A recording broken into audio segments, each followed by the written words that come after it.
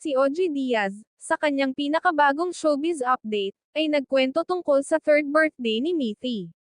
Dati, si Trina Candoza ay nagdaos ng unicorn-themed birthday party para kay Mithi. Sa kanyang vlog, ibinunyag ni OG na si Trina ang talagang nag-imbita kay Carlo Aquino at sa kanyang pamilya sa party. However, OG said, at sabi nga ni Trina sa akin, sinabi ni Carlo na ita-try daw niyang humabol. OG, who attended the party, revealed that Carlo and his entire family were actually invited by Trina. Nay, I'm sure lahat nag-aabang kung dadating ba si Carlo Aquino, dumating ba? Mama Loy asked. OG then answered, wala. In-invite, tinext niya in fairness. At sabi nga ni Trina sa akin, sinabi ni Carlo na ita-try daw niyang humabol.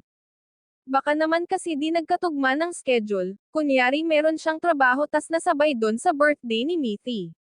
Upon hearing this, Mama Loy asked OG if any representatives were around, may representative ba si Carlo, Nay? Baka yung family niya andun.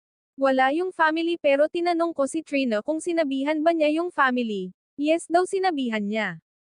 Ang point ni Trina, para sa bata, ito'y di para sa kanya. Ayun nga, bago ako umalis, syempre tinignan ko muna kung darating, pero ni Anino di naman dumating, OG responded. Despite Carlo's absence, OG revealed that Trina informed him about Carlo's promise to visit Mithi soon.